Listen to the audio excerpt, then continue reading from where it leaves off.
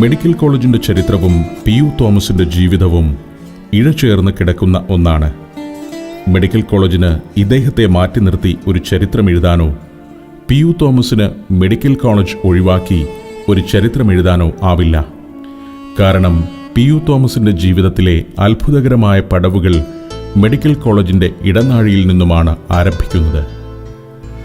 1969 December 16 medical കോളേജിൽ താൽക്കാലിക attender ജോലിയിൽ പ്രവേശിച്ചതോടെ കർമ്മനിരതമായൊരു ജീവിതത്തിന്റെ തുടക്കം കുറിക്കലായിരുന്നു അത്. ജോലിയിൽ പ്രവേശിച്ച് ഏതാനും ആഴ്ചകൾക്കുള്ളിൽ തന്നെ രോഗികൾക്ക് ചെറിയ രീതിയിൽ ഭക്ഷണ വിതരണവും ആരംഭിച്ചു. ഈ ഭക്ഷണ വിതരണത്തിനും ഒരു കഥയുണ്ട്. ജീവിതത്തിലെ പ്രാരാബ്ധങ്ങൾക്കിടയിലും സഹജീവികളെ സഹായിക്കാനുള്ള തീവ്രമായ ഒരാഗ്രഹത്തിന്റെ കഥ. 1966 അത്. അന്ന് തോമസിന് പ്രായം വെറും 16. ഒരിക്കൽ വയറുവേദനയെ തുടർന്ന് തോമസിന് ഒരു ശസ്ത്രക്രിയ വേണ്ടി വന്നു. അന്ന് ഇതേ അസുഖത്തിന് ജില്ലാ ആശുപത്രിയിൽ തോമസിന്റെ തൊട്ടടുത്ത ബെഡിൽ ഒരു രോഗി കൂടി എത്തി, രാമചന്ദ്രൻ. ആശുപത്രിയിൽ രോഗികൾ അനുഭവിക്കുന്ന പട്ടിണിയും രോഗദുരിതങ്ങളും ഇരുവരുടെയും മനസ്സിനെ ഏറെ വേദനിപ്പിച്ചു. നമ്മൾ സുഖം പ്രാപിക്കുമ്പോൾ ഇവിടുത്തെ രോഗികൾക്കൊക്കെ ഒരു നേരമെങ്കിലും ഭക്ഷണം കൊടുക്കണം, അവർ ഇരുവരും ചേർന്ന് തീരുമാനിച്ചു. ഓപ്പറേഷൻ കഴിഞ്ഞു. തോമസ് ജീവിതത്തിലേക്ക് മടങ്ങി വന്നു. പക്ഷേ രാമചന്ദ്രൻ മരിച്ചു. അന്ന് ഇരുവരുമെടുത്ത തീരുമാനം തോമസ് മനസ്സിൽ കെടാതെ സൂക്ഷിച്ചു. മെഡിക്കൽ കോളേജിൽ ജോലിയിൽ പ്രവേശിച്ചപ്പോൾ ആദ്യം ചെയ്ത കാര്യം ദുരിതമനുഭവിക്കുന്ന രോഗികൾക്ക് ഭക്ഷണം നൽകുക എന്നതായിരുന്നു. ആദ്യ നാളുകളിൽ വീട്ടിൽ നിന്നും അയൽ വീടുകളിൽ നിന്നുമൊക്കെ ശേഖരിച്ച ഭക്ഷണം പൊതികളാക്കി കിടപ്പ് രോഗികൾക്കിടയിൽ വിതരണം ചെയ്തു. അതോടൊപ്പം സ്വന്തം അധ്വാനത്തിൽ നിന്ന് കിട്ടുന്ന തുച്ഛമായ വരുമാനത്തിൽ നിന്നും ഒരു വീതം നിർധനരായ രോഗികൾക്ക് മരുന്നിനും ചികിത്സയ്ക്കുമായി മാറ്റിവെച്ചു. ഈ മനുഷ്യസ്നേഹിക്ക് എല്ലാ മനുഷ്യരെയും ഒന്നായി കാണുന്നതിൽ ജാതിയോ മതമോ സമുദായമോ ഒന്നും തടസ്സമായില്ല. ജോലിയിൽ നിന്നും പിരിഞ്ഞിട്ടും അദ്ദേഹത്തിന്റെ സേവനങ്ങളെ മാനിച്ച് സർക്കാർ 1 വർഷം കൂടി സർവീസ് നീട്ടിക്കൊടുത്തു.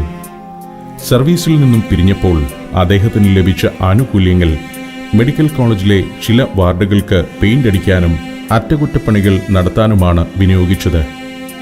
മനോരോഗികളുടെ വാർഡിലായിരുന്നു അറ്റൻഡർ ജോലിയെങ്കിലും തന്റെ സേവനം ആവശ്യമുള്ള എവിടെയും അത് കണ്ടറിഞ്ഞ് പ്രവർത്തിക്കാൻ എന്നും പി യു തോമസ് ശ്രദ്ധിച്ചിരുന്നു.